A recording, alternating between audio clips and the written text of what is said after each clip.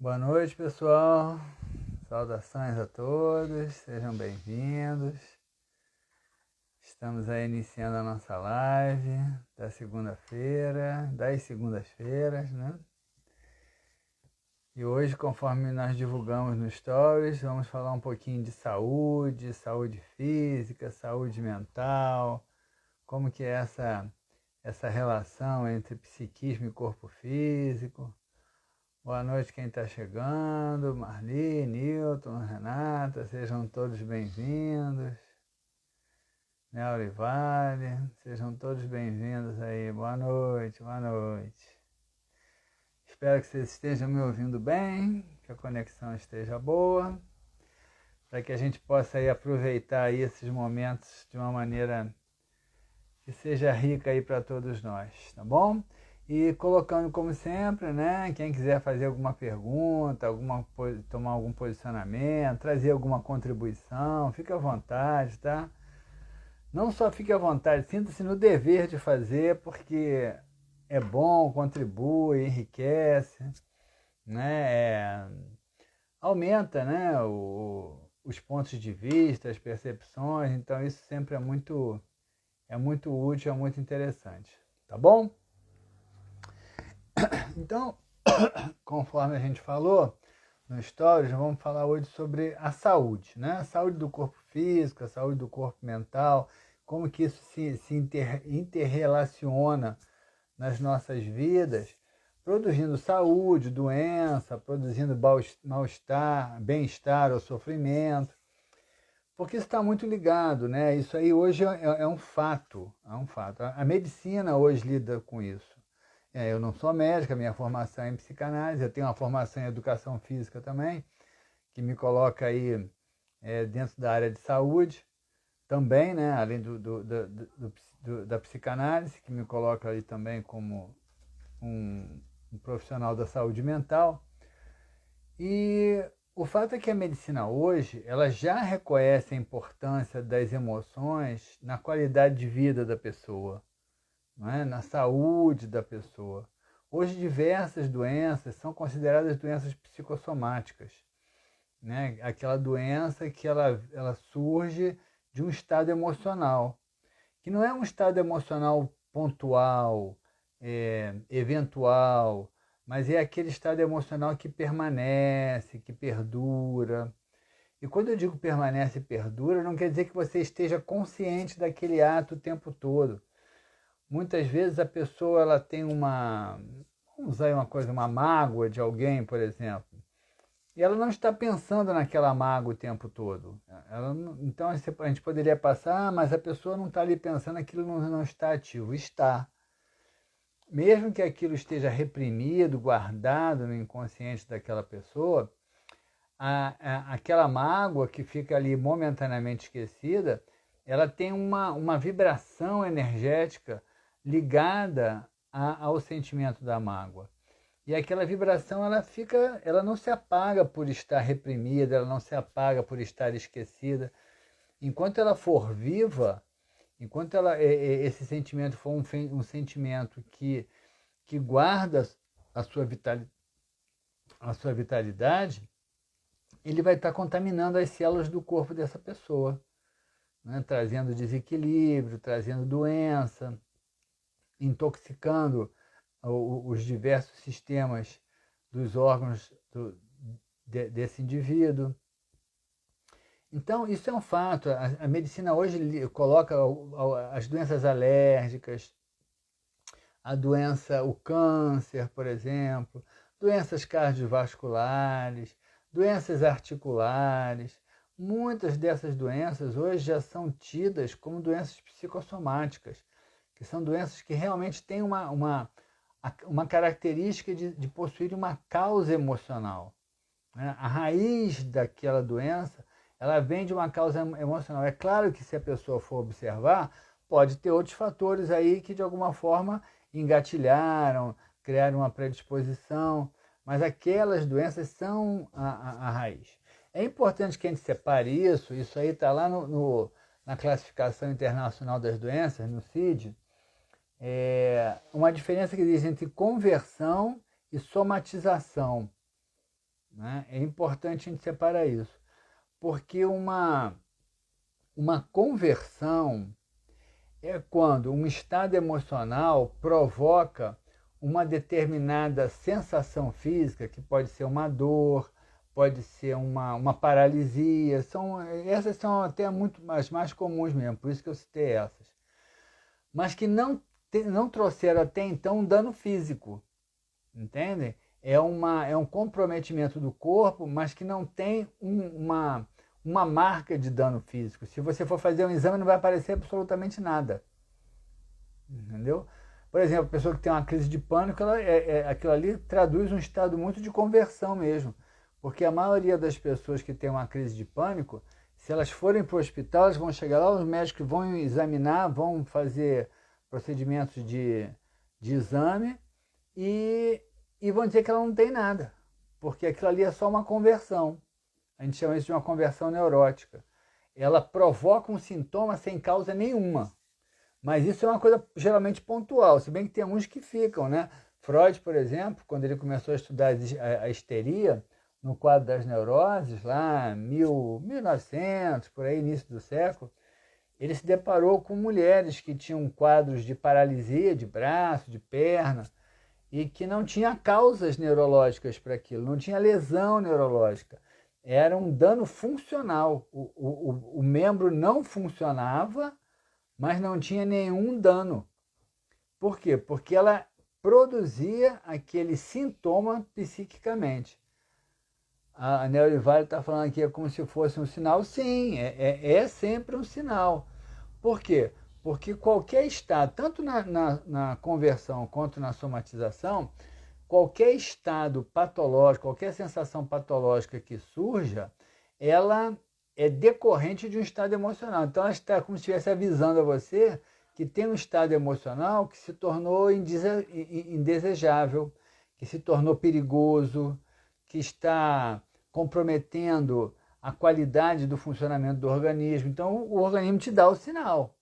Só que a maioria das pessoas vai tratar da questão física e acaba ignorando a questão emocional. Se bem que hoje, não é, os médicos, a grande maioria dos médicos hoje já tem uma atenção especial para isso. Já vai recomendar que a pessoa cuide um pouquinho das emoções dela, que ela procure pensar o que nela possa estar construindo aquela doença. A Nelly vai estar falando, é algo na vida não anda bem. É isso mesmo. Então, eu falei da conversão e tem a somatização, porque hoje eu vou falar até mais da questão da somatização. Porque a conversão a gente vai ter que entrar num quadro mais das neuroses, a gente pode até deixar isso para outro dia. A somatização, boa noite, Adriana. A somatização é quando o estado emocional ele envenena as células do corpo e elas entram num processo de dano. Elas entram num processo de enfermidade mesmo. Então, se fizer um exame, vai aparecer ali. Né? A pessoa tem um câncer, faz um exame, tem um câncer mesmo. Ela não está sentindo alguma coisa à toa, ela tem um câncer mesmo. A pessoa que tem, por exemplo, uma alergia, que foi uma alergia somatizada, essa alergia, tu vai fazer lá um exame de sangue, vai aparecer lá um alto teor de manifestação de anticorpos para alergia. Então, ela provoca uma ação. É isso que eu quero que vocês entendam, que existe uma diferença entre a conversão, que é a conversão neurótica, e a somatização. No fundo, todas as duas estão no quadro das neuroses, tá? Mas existe uma diferença aí. A conversão não tem causa física nenhuma, não houve dano físico nenhum. É a função que é alterada por uma questão psicológica, de um órgão, de um sistema, enfim. Na somatização, não. Aquela emoção, ela produz um dano naquele órgão que vai ser detectado por um exame. Então, a gente vai vendo que a medicina hoje, ela trabalha com isso como uma verdade absoluta. Você vai ver, tem médicos que se especializam em doenças psicossomáticas, tem livros, compêndios escritos sobre doenças psicossomáticas. E a gente precisa estar atento para isso, porque a gente já vive num mundo, um mundo que onde a gente já é passível de adoecer, é relativamente natural do corpo físico, não é? Pela deteriorização desse corpo, né? Então, existe uma tendência de, em algum momento, a gente ser acometido por alguma doença. É um mundo onde a gente vive relativamente mal do ponto de vista da saúde, come mal, se alimenta mal, se intoxica muito, ingere muito agrotóxico, enfim, então são coisas que vão contribuindo. E se você ainda tem aí uma carga emocional que é permanente, que é persistente, mesmo que reprimida, mesmo que escondida, essa carga emocional ela fica ali atuando silenciosamente em você, a chance de você produzir uma doença é realmente muito grande. Tá? Então isso é um fato hoje da medicina, a gente não tem nem não tem o que questionar. Existe hoje comprovação suficiente para isso. Agora, vamos entender isso para além da fisiologia corporal, né? Porque a gente sabe hoje, né, existe uma linha de pensamento que é relativamente contemporânea, é do século XX, né, mas a gente pode dizer que é contemporâneo, que trabalha com a ideia dos sistemas, é a teoria sistêmica, e que mostra que tudo está inserido dentro de sistemas que se interpenetram, sistemas que são compostos de outros subsistemas. Tem um biólogo inglês, que eu cito ele aqui de vez em quando, o Rupert Sheldrake, que ele fez um trabalho muito interessante sobre isso. Ele desenvolveu toda uma teoria em base da teoria sistêmica, que foi a teoria dos campos mórficos, da ressonância mórfica. Então ele vai justamente defender isso, que é um fato, nós estamos inseridos em sistemas, porque os organismos têm irradiações próprias. Essas irradiações elas não estão restritas ao espaço físico que esse organismo ocupa, porque elas não estão sujeitas à lei da gravidade. Então elas se expandem, se estendem e vão entrar em conexão com outros organismos vivos que também têm lá o seu teor de radiação de energias. Então a gente está sempre interligado, a gente está interligado dentro de nós mesmos, o nosso corpo com o nosso psiquismo, e nós então estamos interligados com outros corpos, com outras estruturas, e todo o universo é um grande sistema. Quando a gente fala, por exemplo, de astrologia aqui, que de vez em quando a gente está falando, a gente está falando de influências que são provocadas dentro desse grande sistema que é o universo, onde subsistemas, que somos nós, por exemplo, estamos aí vulneráveis à ação de outros sistemas, que são planetas, constelações. Então, esse jogo de influência é muito grande. E o corpo, ele é um sistema também. Ele é um sistema de órgãos, né? Ele é um sistema de células vivas, células que irradiam energia, né? É o que o Rupert Sheldrake chama de ressonância mórfica, né? Os campos vivos eles se interpenetram, porque eles não estão sujeitos a essas limitações do espaço-tempo, eles interagem numa outra dimensionalidade que transcende a questão das nossas 3 dimensões. Então, essa possibilidade de se encontrarem, ela não é nem possibilidade, é inevitável. Então, o nosso psiquismo também é uma estrutura. A gente tem uma estrutura psíquica que vai além do cérebro. O próprio Freud, que era materialista, ele chegou a essa conclusão. É claro que ele não percebia isso como uma alma, como um espírito, ele não tinha essa visão. Mas o Freud ele entendia que o psiquismo era muito maior que o cérebro. Né? O psiquismo não está restrito ao cérebro. O cérebro seria muito pouco para conseguir representar tudo que é o psiquismo. Então, o nosso psiquismo é uma estrutura que se expande para além da nossa caixa craniana. E quando a gente pensa, a gente emite ondas mentais. Essas ondas mentais se irradiam, essas ondas mentais elas interagem com ondas mentais de outras pessoas, essas ondas mentais criam uma contaminação boa ou ruim para o nosso corpo físico, trazendo aí saúde ou doença.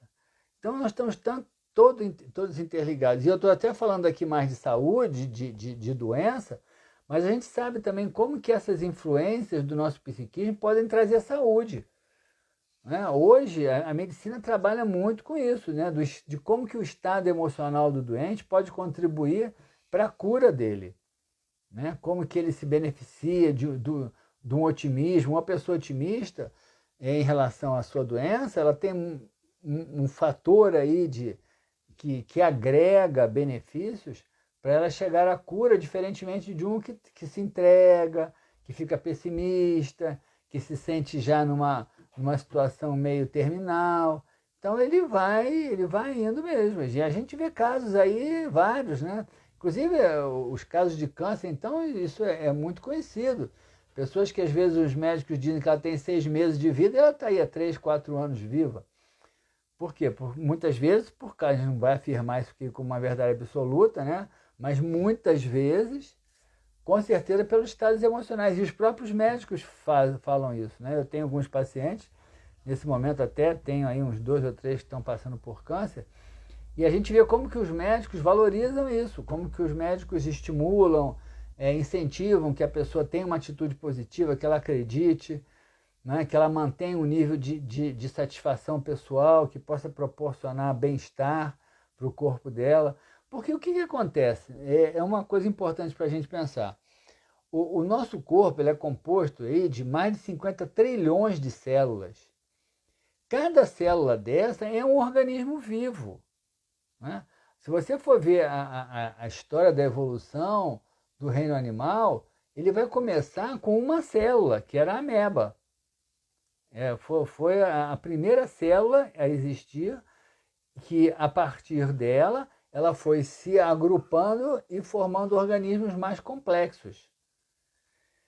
Isso já aí com o surgimento do reino animal. Então, cada uma dessas mais de 50 trilhões de células que ocupam o nosso corpo é um organismo vivo. Só que deixou de ser um organismo vivo isolado, com uma vida autônoma e independente, e passou a ser um organismo vivo, unicelular, que faz parte de um grande sistema, onde ele tem uma participação.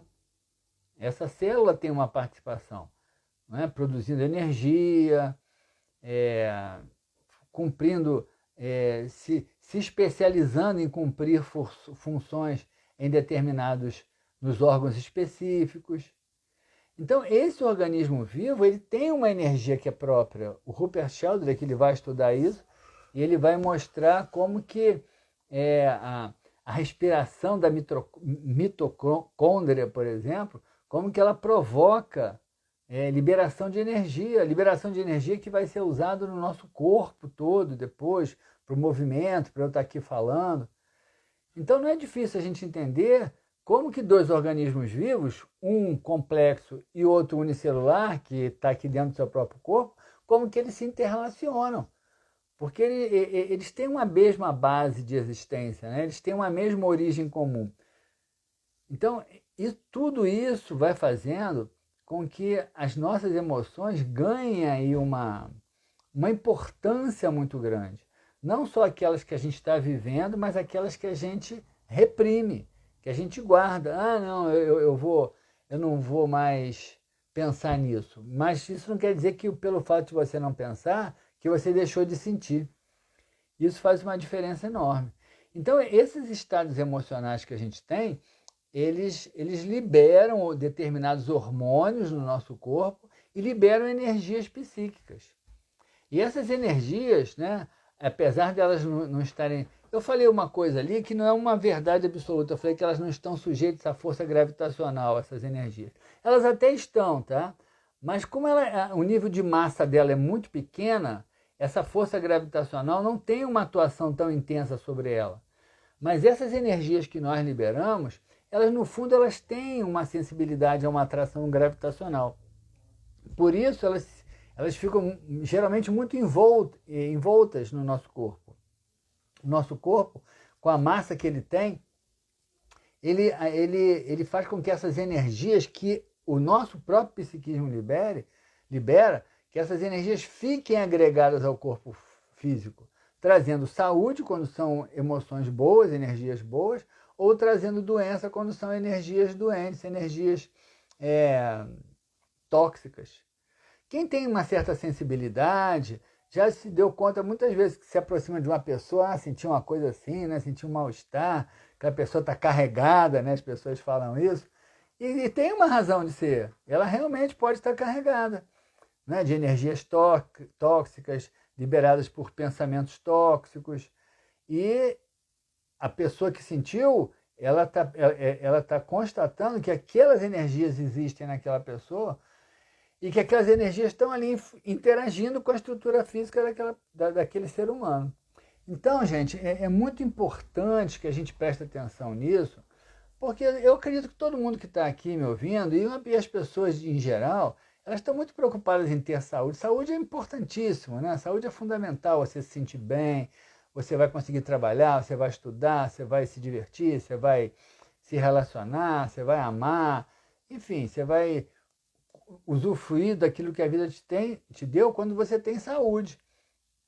Então, esse é um aspecto importantíssimo para quem quer cuidar de si mesmo, para quem quer ter saúde. Existe uma questão que eu considero muito importante nisso aí, que é a força do desejo, né? A força do desejo. Por quê? Porque tem coisas que não nos convém ter, vivenciar, ingerir, usufruir.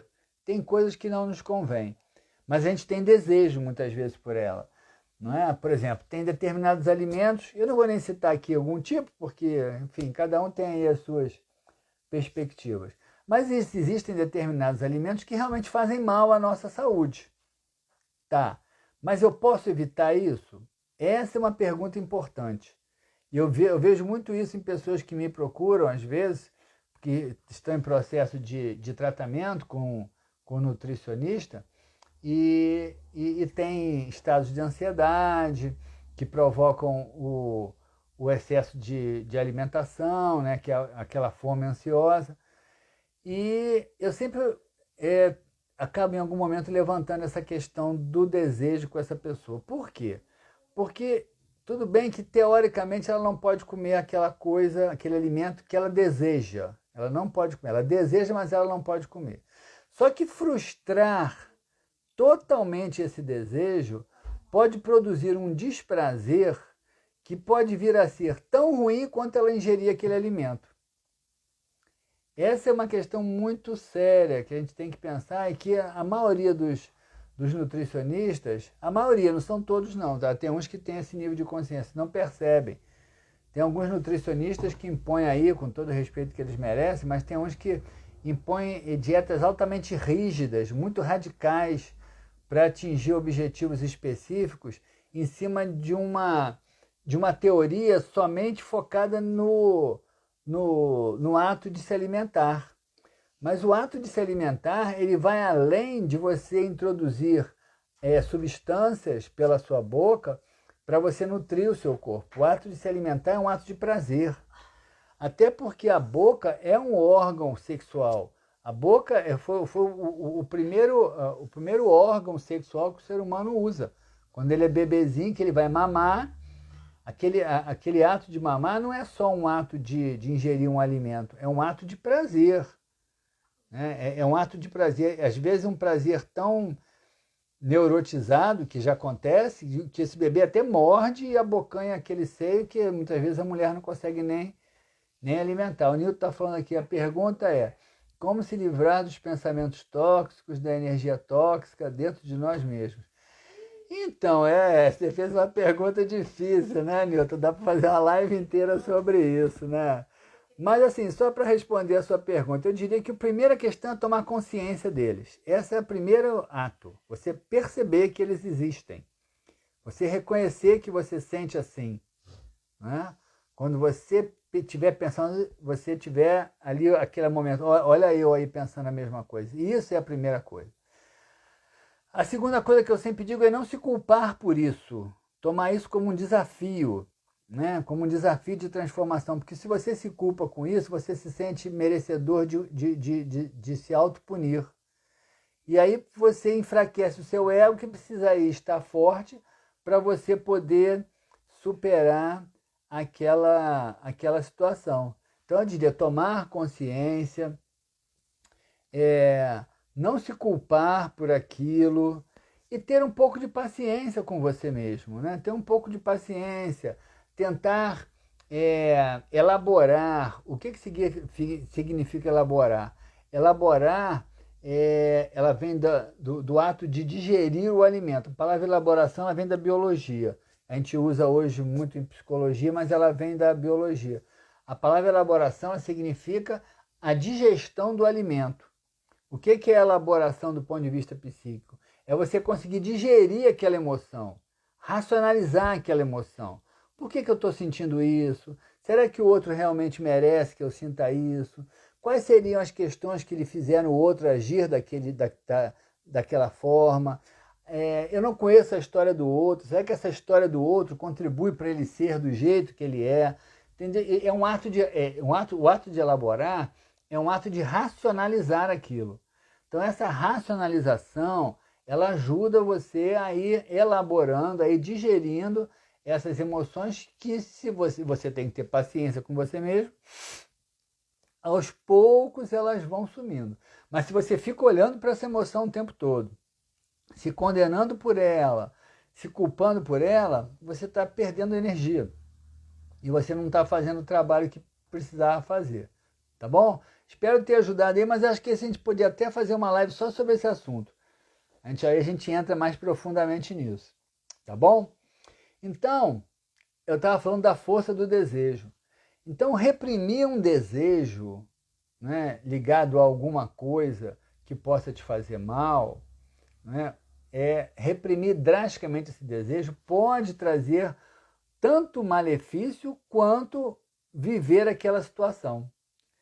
Quer ver um exemplo típico? Às vezes você está com raiva de alguém porque alguém fez alguma coisa, né? E aí você tem o desejo de falar alguma coisa para aquela pessoa, mas você pensa, não, eu não vou falar, porque eu sou assim, eu tenho que perdoar. Aí você elabora aquilo tudo ali, mas no fundo você quer. Às vezes teria sido melhor que tivesse falado. Às vezes teria sido melhor. Porque aquela emoção agregada àquele discurso que não foi dito, ela permanece. E o discurso do não dito é um dos mais perigosos que existem. Por um fato muito simples. Quando você diz a palavra, mesmo que a gente não toque, você não pode tocar a palavra que está sendo falada, mas a palavra ela tem concretude. Tanto tem concretude que o tímpano de você está vibrando aí, né? Captando o som. Então a palavra ela tem uma concretude, vocês escutam o som. Então aquela energia que vai agregada naquela palavra, naquele discurso, ela flui para fora. Claro, pode gerar uma situação de tensão com o outro? Pode. Né? Mas aí você vai ter que começar a trabalhar isso em você. Eu faço isso sempre? Eu sou sempre assim? Eu sempre falo para agredir o outro? Então aí eu tenho que dar uma olhada que eu posso estar exagerando mesmo. Mas numa determinada situação que você é pego de surpresa, que não é uma tendência sua, mas você sente aquilo e você reprime, aquilo pode ser pior para você do que se você realmente tivesse criado ali um conflito, tivesse falado, tivesse botado para fora, as palavras iam carregar as emoções e aquilo ia se dispersar e depois você estava feliz. Eu sempre falo para as pessoas isso, né? Quando a pessoa está assim, com raiva de alguém, diz para ela, chega lá e diz, olha, fiquei com muita raiva de você pelo que você fez comigo. Eu digo a vocês, a raiva vai diminuir muito, muito, muito, muito. Né? Falar um desabafo, né? O Auribário tá falando aqui. Com certeza. Né? Essa questão da raiva é fundamental. Quando você diz para o outro que você está com raiva dele, essa raiva vai cair para baixo da metade. Vocês podem ter certeza disso. Mas vai ser quase que instantâneo. Tá? Se tiver oportunidade, espero que não tenha oportunidade de testar, porque eu não quero que vocês sintam raiva, mas se vocês sentirem raiva, façam isso. Chega para a pessoa e diz, olha, eu estou com raiva de você porque você fez isso comigo. Eu garanto que quando você terminar de fazer a frase, aquela raiva está abaixo da metade. Está abaixo da metade. Então, e não importa qual é a reação do outro não, tá? O que vai importar foi o ato de você falar. Por isso que a terapia ela tem esse aspecto libertador, né? Porque de alguma forma você está colocando ali na concretude das palavras, lançando para fora emoções que estão guardadas, que estão reprimidas. Mas quando você fala isso diretamente para a pessoa com quem você sentiu essa raiva, aí isso aí é fantástico, é quase que miraculoso, tá bom? Então, a gente tem que ter muita atenção para essa questão do desejo. Né? Eu não estou dizendo aqui para que a gente seja permissivo, para que a gente faça o que der na cabeça, eu faço o que eu quero, eu não estou nem ligando para o que os outros estão achando. Não, não é assim também, a gente vive numa sociedade. A psicanálise mostra como que a gente realmente tem que conter uma parte dos nossos desejos para a gente conseguir interagir, conviver socialmente, a gente tem que fazer isso, senão a gente já está brigando toda hora com todo mundo, porque os nossos desejos interchocam entre si mesmos, né? E uns com os outros. Então a gente tem que conter realmente uma parte dos nossos desejos, mas a gente tem que ter o bom senso e a sabedoria de separar aqueles que precisam ser contidos daqueles que podem ser liberados. Então, se está sentindo muito desejo, por exemplo, de comer um doce, eu falo para meus pacientes, eu não trabalho com nutrição, com nada disso, tá? Eu estou fazendo um enfoque aqui psicológico, inclusive de pacientes que às vezes estão trazendo trabalhos com nutricionistas. Mas eu gosto muito de falar para ele, pergunta para você mesmo, posso evitar? Posso evitar comer isso? Não, hoje não dá. Hoje eu tive um dia terrível, hoje não tem como evitar, então come. Come pouco, claro, né? Mas come, porque vai ser pior. Se você estiver naquele dia estressado, desgastado, você está precisando de um prazerzinho às vezes. Os leoninos são ótimos para isso, né? As pessoas de leão são ótimas para isso. Porque as pessoas de leão, elas adoram um prazerzinho todo dia. E elas não se culpam por isso. Elas vão lá e vão comer o bombom delas, vão comer uma comidinha diferente, vão sentar para ver uma série que elas gostam muito. Elas se permitem viver isso. E eu acho que a gente tem que ter esse bom senso, né, de não exagerar naquilo que possa nos fazer mal, mas também não exagerar numa repressão que pode manter um estado de frustração que é muito danoso também. Então, nessa questão aí da saúde, a gente tem que ter bastante atenção nesses aspectos aí.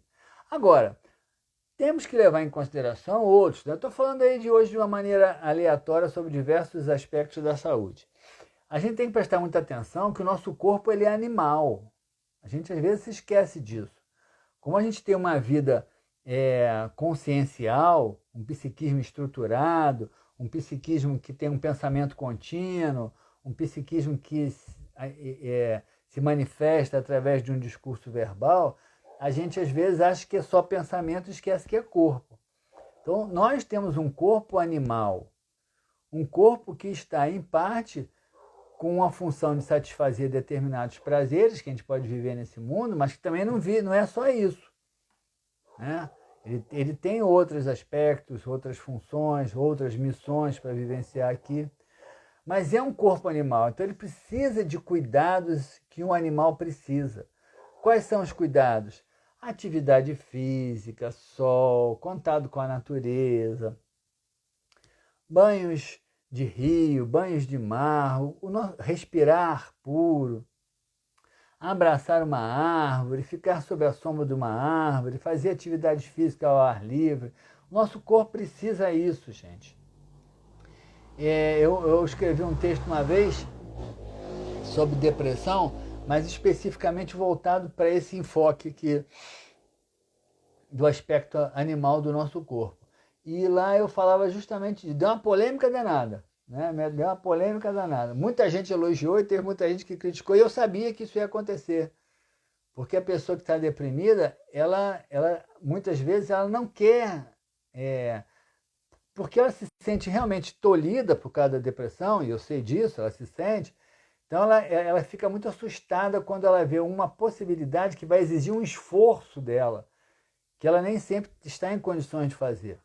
Mas lá eu defendia isso, que a pessoa deprimida ela precisa muito ir para o sol. Porque, e o que ela faz? Qual é a característica da depressão? Ela geralmente se fecha. Né? A gente vê depressões graves, então a pessoa não abre nem janela do quarto, passa dias e dias dentro de um quarto fechado. Então aquilo cria um ambiente mórbido com energias deletérias que ficam ali por falta da luz solar. A luz solar ela queima essas energias deletérias. Então quando você se expõe à luz solar, você está renovando suas energias, você está limpando o seu organismo. O sol por si mesmo ele faz isso. Vocês já perceberam que a maior parte dos fenômenos, de fenômenos espirituais mesmo, fenômenos de materialização, de aparição, de sensação, de obsessão, acontece muito mais à noite do que do dia? Muito mais do que de dia. É raro acontecer de dia. Já perceberam isso? O fato é justamente esse. Porque de dia a luz do sol queima essas energias grosseiras. E aí elas acabam não conseguindo realizar ali os processos aí de manifestação a que elas se propõem. Então uma pessoa que está deprimida, que ela fica num ambiente fechado, ela fica ali totalmente vulnerável àquelas energias tóxicas. Se ela vai para o sol, aquele sol dilui uma parte dessas energias. Talvez não dilua tudo, mas dilui. E não vai curar a pessoa, mas vai trazer uma contribuição para o bem-estar dessa pessoa. Então a gente não pode esquecer que nós somos animais, nós precisamos muito disso. Nós precisamos muito dessa vida. Eu adoro atividade ao ar livre, nosso corpo precisa de atividade. Claro que cada um de um jeito, tem gente que gosta de dar uma corrida, tem gente que gosta de nadar, tem gente que gosta de caminhar, tem gente que gosta de fazer uma meditação, fazer uma respiração. Não importa, mas isso é fundamental para o bem-estar da pessoa. Isso não pode ser uma coisa eventual, isso tem que ser uma rotina, quase que diária, ou pelo menos 2, 3 vezes por semana, né? A gente não leva o cachorrinho para dar uma volta na rua? Por quê? Porque o cachorrinho gosta, né? Ele gosta de passear. Nosso corpo gosta também, nosso corpo gosta desse contato, ele é animal. Nós é que por conta de um processo civilizatório, nos perdemos um pouco da nossa natureza, mas ela existe, ela está aí. Muitas vezes nós vivemos numa artificialidade enorme. Né? Você vê as pessoas que moram em grandes centros, por exemplo, que têm um pouco mais de dificuldade para viver isso, elas estão dentro de um apartamento, do apartamento elas entram no carro, dirigem até um trabalho, ficam dentro do trabalho elas voltam dentro do carro para dentro do outro apartamento, no fim de semana elas entram no carro, vão para um shopping, passam um dia no shopping, entram no cinema, saem no cinema, entram no carro, voltam para casa. Elas estão dentro de um ambiente artificial o tempo todo. E isso é muito danoso. Né? E isso compromete a vitalidade desse corpo. Agora, tem o fato de você praticar atividade física, também tem lá os seus cuidados, né? Ele vai estar falando aí, né? Aumenta a imunidade e a vitamina D, com certeza. O fato de você estar fazendo atividade física, tem uns detalhes que a gente tem que ficar atento hoje também, né? Porque qual deveria ser o objetivo da atividade física? Trazer bem-estar, não assim para atletas de competição que têm objetivos específicos, tá? Né? Que aí é atingir níveis de rendimento para determinadas competições. Mas eu estou dizendo para as pessoas normais, que não estão envolvidas em processos competitivos, a atividade física ela tem o objetivo de mover as articulações do seu corpo, né? Fazer o seu corpo produzir energia, gastar as energias, gastar os elementos que precisam ser colocados para fora. Então tem que ser uma coisa agradável, que traga prazer. O prazer é fundamental, gente. O prazer, é claro que o prazer exagerado sistematicamente, o prazer compulsivo, ele pode trazer danos também, porque você acaba usufruindo de coisas que são muitas vezes tóxicas. Mas o prazer, ele libera hormônios que trazem saúde, que trazem bem-estar, as endorfinas, a serotonina, e outros hormônios aí, a acetilcolina, enfim, são hormônios que trazem bem-estar para a pessoa. E a atividade física ela é fundamental por causa disso. além de prevenir doenças, doenças cardiovasculares, doenças respiratórias. Mas o que a gente vê hoje, né? A gente vai cair aqui de novo, é difícil não cair nisso, né? Na questão desse sistema aí altamente narcísico que a gente vive, é totalmente egocêntrico, voltado para a supervalorização do ser humano, para que ele se torne um bom consumidor. O que isso faz? Isso aumenta o narcisismo das pessoas.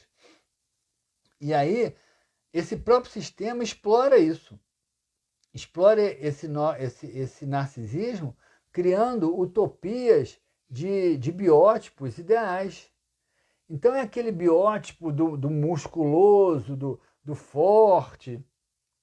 Eu tenho um amigo que estava fazendo academia e ele dizia para mim que ele chegava lá que ele ficava olhando só aquele pessoal lá na frente do espelho, assim, tal, né? Uma atitude bem narcísica, né? Tudo bem, você pode até se olhar no espelho uma vez ou outra, tô bem, tô magro, tô bem, tô forte, tô satisfeito, normal, claro.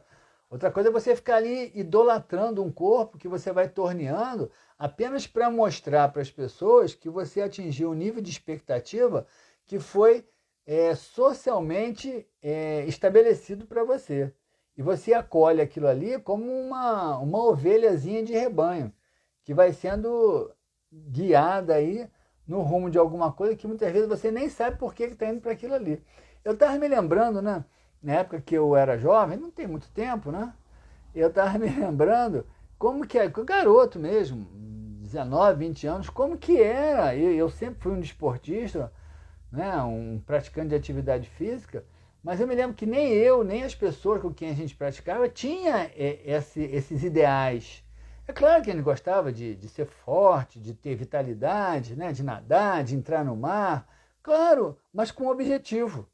O objetivo era o quê? Ter o prazer de pegar uma onda, ter o prazer de correr na beira de uma praia, ter o prazer de jogar um vôlei de praia. Então a gente tinha ali um corpo saudável, mas sem esse aspecto narcísico que tem hoje. Esse aspecto narcísico que tem hoje, ele não é saudável. Porque além dele ser um reflexo desse narcisismo psíquico, que traz aí diversos malefícios, conforme a gente tem falado aí do ponto de vista social, do ponto de vista do consumo e etc., mas ele traz excessos de atividade física que podem ser danosos. Você vê, assim, eu sou professor de educação física, não trabalho mais com isso há muitos anos, mas eu fico assim pensando, né, em que nível que a gente chegou, esse pessoal aí, não sei se alguém aí faz crossfit, mas que atividadezinha estranha aquilo ali, gente. Aquilo ali é quase que uma aberração. E tem umas competições naquilo ali que são umas coisas muito loucas. Eu acho que dificilmente uma pessoa que faça crossfit, por exemplo, com todo o respeito que eu tenho pelos colegas, né, que trabalham nessa linha, e alguém que esteja me ouvindo aí que também pratique, mas eu duvido que uma pessoa que pratique crossfit desde de cedo, assim, jovem, a partir dos 20 anos, por exemplo, que ela chegue aos 30 sem ter comprometido estruturas do seu corpo físico.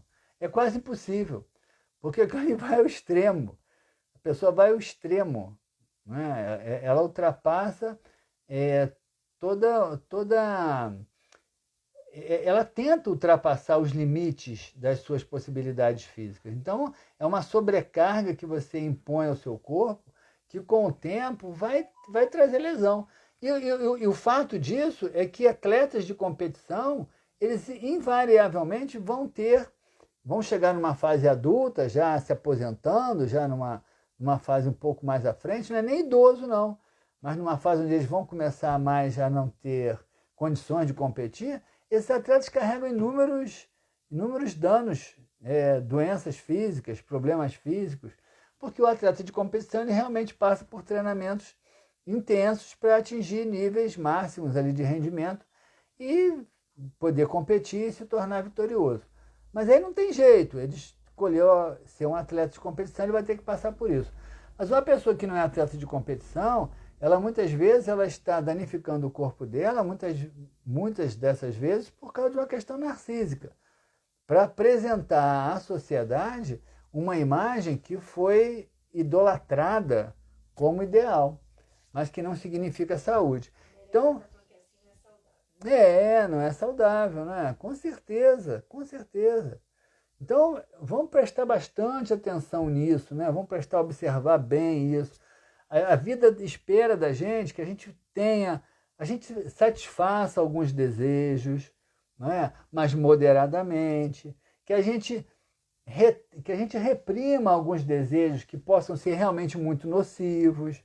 A vida espera isso da gente, que você tenha uma convivência ao ar livre, que você faça uma atividade física. Tudo isso são coisas importantes para a nossa saúde. Que você elabore os seus pensamentos tóxicos, né, que emitem energias deletérias, como a mágoa, os cancerianos, cuidado, os cancerianos, que é o signo da mágoa, a raiva, cuidado, o pessoal de Escorpião, né, tem muita raiva, é muito vingativo, cuidado. Então, esses dois sentimentos, essas duas emoções, sentimentos, né? Elas são muito perigosas. A mágoa e a raiva, a vingança, né? Elas são muito perigosas para a saúde do corpo físico. E eu ainda indo para a gente aí terminar, eu ainda diria que duas coisas que eu acho importantes, as pessoas que estão chegando numa idade mais avançada, já idoso, já estão passando aí dos 50, eu sei que 50 não é idoso ainda, mas já está com o pezinho lá, que comece a prestar... a Renata, que a Renata já era cinquentona, então ela está aqui, ficou incomodada aqui.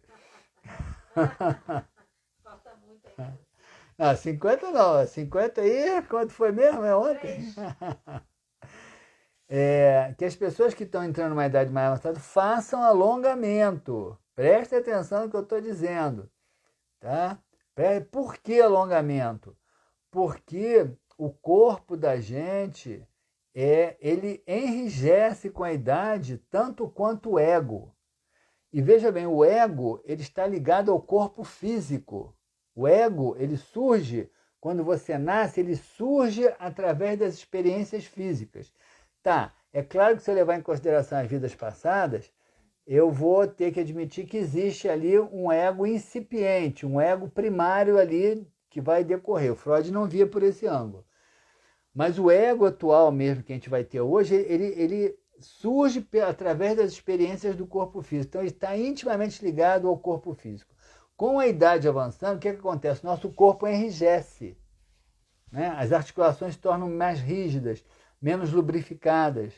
Então, quando o corpo enrijece, isso conspira para que o ego também se enrijeça. E aí não é estranho que a gente veja pessoas idosas, rígidas, meio mal-humoradas, meio intransigentes.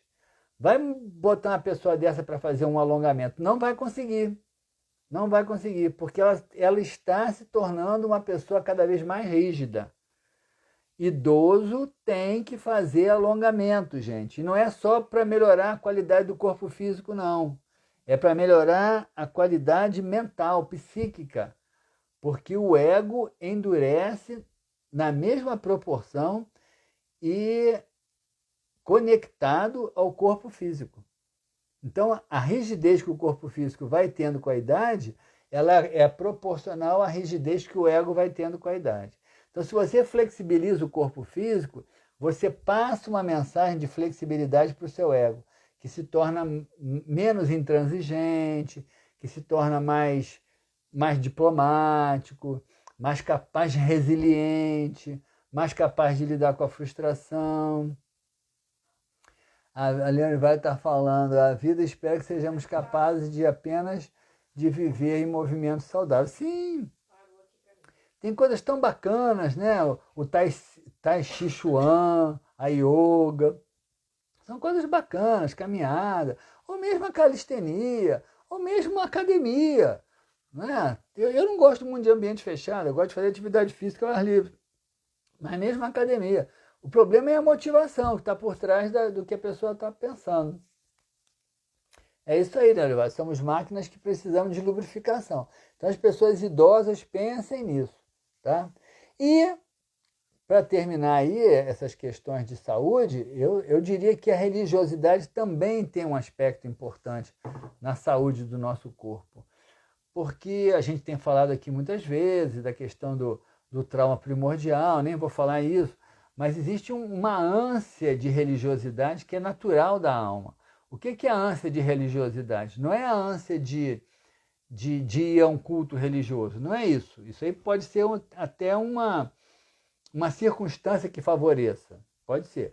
Mas a ânsia de religiosidade que eu digo que existe em nós é a ânsia da reconexão com o todo, né? É a ânsia da plenitude, é a ânsia do retorno ao seio da natureza, que é onde o universo ali, ele tem aquela pujança. Então isso para mim é religiosidade. Esse encontro com o divino, ele não está necessariamente dentro de um templo ou dentro de uma prece. Esse encontro com o divino, ele está nessa capacidade que o ser humano tem de se conectar com o universo, com a natureza. E aí a gente volta lá ao que a gente estava falando no início, né? Da questão dos sistemas, dos campos mórficos, da ressonância mórfica. Então, nós temos essa demanda. Então, quando você satisfaz a sua sede de religiosidade, você está trazendo para o seu organismo psíquico e físico, uma sensação de plenitude que é muito prazerosa, que é acompanhada de harmonia, que é acompanhada de uma pacificação das suas células, dos seus sistemas e até mesmo das suas emoções, às vezes, que são deletérias, mas que estão reprimidas ali. Então, presta atenção, quando existe fé, a vontade sempre está presente, né, Olivário? Essa reconexão, cada um com a sua história, né? Aquário, era de Aquário, cada um aí encontrando o seu Deus, cada um encontrando o seu divino, cada um encontrando aí a sua estratégia de conexão, mas é importante que cada um entenda o quanto isso é importante para o seu bem-estar, para a sua saúde, né? Para a sua realização pessoal enquanto indivíduo, né? Nós somos indivíduos, o que significa isso? Nós somos indivíduos, que é aquilo que não se divide, mas nós somos indivíduos que somos membros de um grande sistema totalmente interconectado. E dentro do indivíduo que somos nós, existem outros subsistemas. Então, tudo isso que a gente falou hoje faz parte dessas interações, que a gente precisa estar atento, né? Ter uma vida social, se relacionar com pessoas, fazer programas com outras pessoas, fazer programas sozinho, ao ar livre, estar consigo mesmo, né? Estar sozinho para ter tempo de meditar, tempo de contemplar a natureza de uma forma solitária. Solitária no bom sentido, não é no sentido da solidão sofrida, mas no sentido de estar com você mesmo e gostar de estar com você mesmo. Tudo isso são estratégias muito importantes para a gente ter saúde, né? Saúde no sentido não de se tornar um campeão atlético, não é isso que nós estamos falando, mas a saúde que possa proporcionar ao seu corpo uma condição de você se tornar uma pessoa feliz, tá bom? Então a gente agradece aí a presença de todos, a participação, sempre lembrando, né, que quem gostou, quem achou interessante e souber que tem alguém aí que possa estar se beneficiando do que a gente falou, compartilhe, né? O vídeo vai ficar aí gravado agora no Instagram, aí ao longo da semana ou no fim de semana que vem a gente posta lá no YouTube. Eu tinha esquecido de postar o vídeo da semana passada no YouTube, postei agora, tá? Postei há pouco aqui antes da gente começar, e lá tem todos esses vídeos que vocês podem ver também, tá bom? Então agradeço a vocês aí, uma boa semana para todos e até a semana que vem. Saudações!